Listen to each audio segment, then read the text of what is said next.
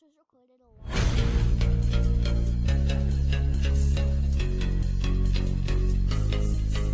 What's up, guys? How you doing? Today, I'm gonna be reacting. I'm not really reacting. I'm just gonna be showing you guys 2 true Christmas stories. I don't know if they're true. It says it right there. I don't know. But let's get into this.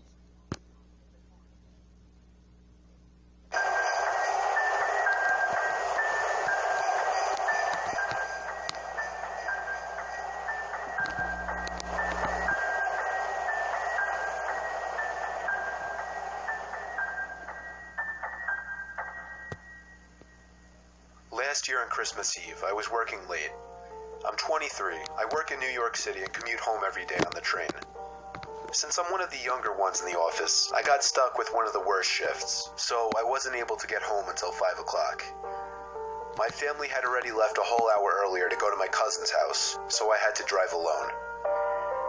After having a quick snack before the half-hour drive, I got back in my car and put my cousin's address into my phone. Halfway through the drive, it started snowing.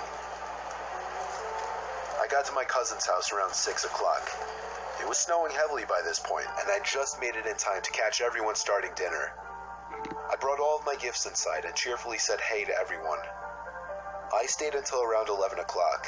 The rest of my family left a little sooner. I stayed an extra half hour or so just to hang out before leaving myself. By the time I was leaving, the ground had accumulated at least 2 feet of snow, and it wasn't even done snowing.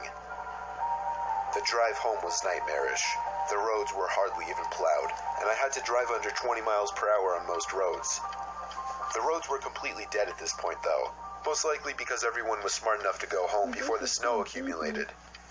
Eventually, I turned onto a main road that I'm sure would usually be bustling, but at 11:15 on Christmas Eve night, there wasn't a single car or a single light from a store. It was a ghost town. But then I did notice the flashing taillights of one car. It was parked on the side of the road, and the smoke seeping out from its exhaust with the taillights giving it a red tint. As I got closer, I realized there was somebody next to the car waving their hand in the air. I assumed something was wrong and they needed help. So, me being the good Samaritan I am, I pulled up behind the car. When I opened my door, the guy approached me immediately, barely even giving me time to step out. He was an average-sized man, probably 5'10", 180 pounds. He spoke in a very demanding voice, asking me if I know anything about fixing an engine. I told him I didn't know much about cars. The guy responded very quickly to everything I said. He told me it's fine. He went inside of his car for a second, popped open his trunk, came back out, and told me to just wait by the trunk for a second. I had no idea what he wanted me to do. I was really confused. He walked over to the front of his car, and I heard him open the hood. I couldn't see anything he was doing since the trunk was blocking my view, and the loud wind of the snowstorm overpowered any small noises he might have been making. I put my hands on the back of the car and leaned my body in anticipation, when suddenly I heard 3 or 4 quick and aggressive footsteps in the snow behind me before I was pushed into the trunk. The man tried to close the trunk on me, but I kicked my feet up in resistance and held it up. I was able to overpower him and kick the trunk open completely.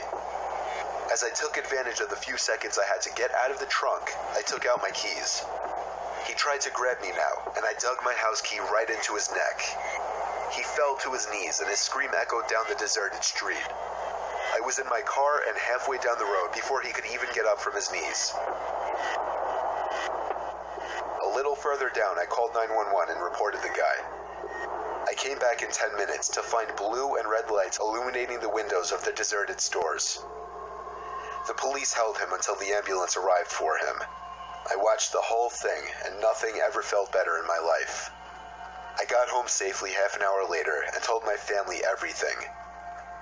I was still very shaken that Christmas, and this remains possibly the most horrific thing I've ever experienced.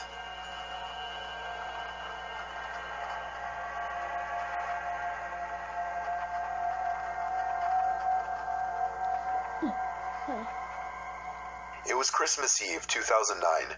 I was 18 years old, working at CVS. Unfortunately, I got stuck with a closing shift on Christmas Eve, meaning I'd be the only one there until midnight. I was considering quitting over it, but my parents weren't for that. The CVS was 5 miles from my house on a rather quiet corner on a dead-end street. During the day, it would normally be busy, at least busy enough to stay in business, but past 8 o'clock it would be uncommon to see any customers. On Christmas Eve night, I didn't expect to see a single soul past 8 o'clock. My shift started at 4, and it was surprisingly busy for the first few hours.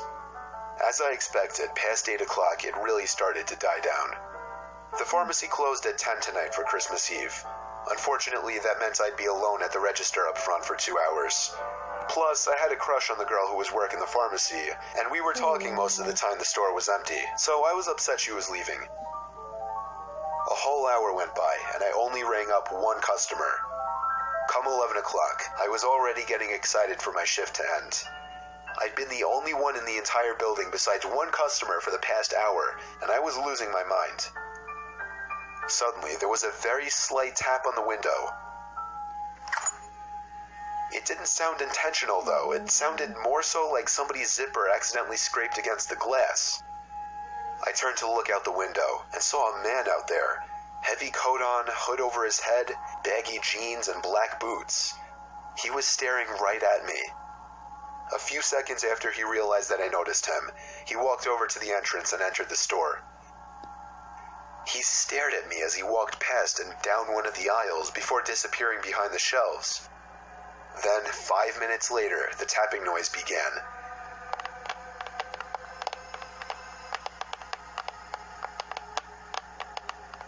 It sounded like it was coming from one of the aisles.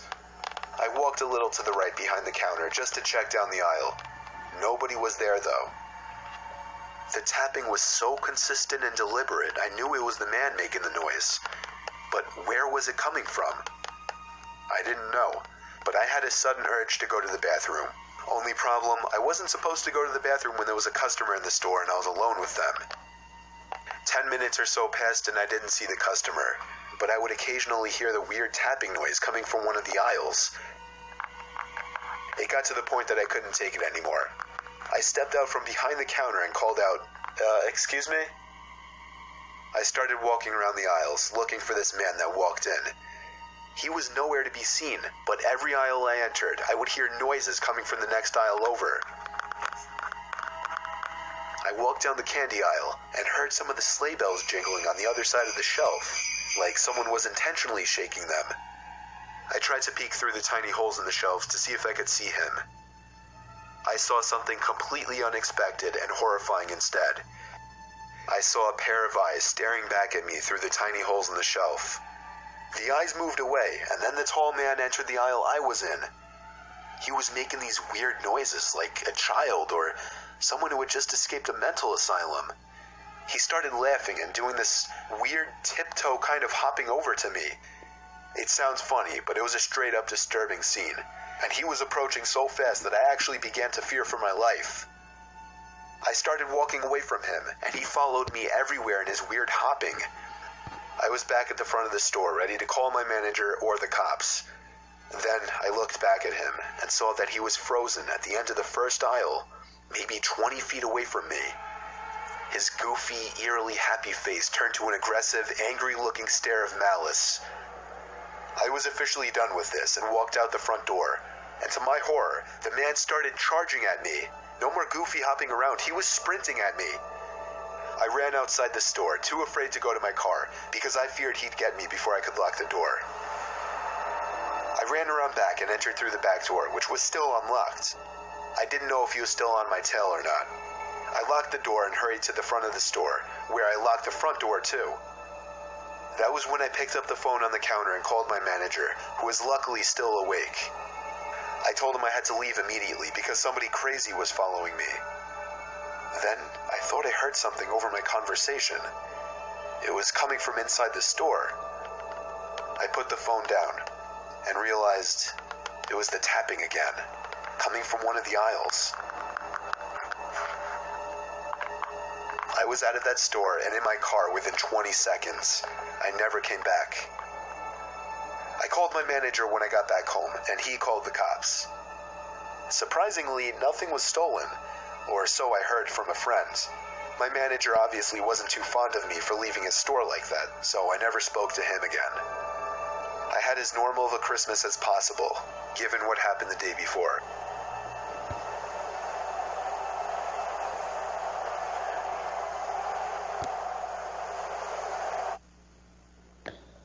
Yeah, guys, so, that kind of creeped me out. I mean, did it creep you out? Tell me in the comment section below. Like and sub for more content like this. And I'll see all of you in the next video.